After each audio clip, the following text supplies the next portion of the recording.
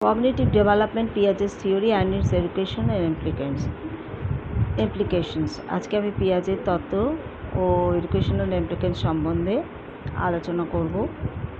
প্রজ্ঞামূলক বিকাশের অর্থ হলো প্রজ্ঞার কগনিশন পর্যায়ে পরিবর্তন। প্রথমে প্রজ্ঞার অর্থ জানা প্রয়োজন। প্রজ্ঞা যা হলো জানার বিভিন্ন প্রক্রিয়া, process or way of knowing.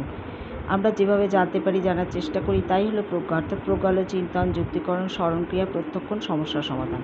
এবার প্রজ্ঞার বিকাশ কীভাবে হয় তা পিয়াজে বলেন, মানুষের চিরন্তন প্রাথমিক উপাদান হলো স্কিমা।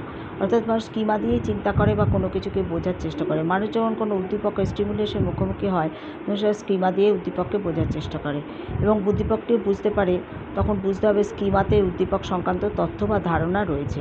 ফলে স্কিমার কোনো পরিবর্তন হয় না। কিন্তু যখন স্কিমা উদ্দীপককে বুঝতে পারে না, তখন তার মধ্যে ভারসাম্যহীনতা, ডিসইকুইলিব্রিয়াম তৈরি হয় এবং স্বাভাবিকভাবে ভারসাম্যে ইকুইলিব্রিয়ামে ফিরে আসতে চায়। এই ভারসাম্যে ফিরে আসার নীতিকে ইকুইলিব্রিয়াম প্রিন্সিপাল বা ভারসাম্যের নীতি বলে। এই ভারসাম্যে ফিরে আসার জন্য যে প্রক্রিয়ার সাহায্যের দরকার, পিয়াজে তার নাম দিয়েছে অ্যাডাপশন বা অভিযোজন।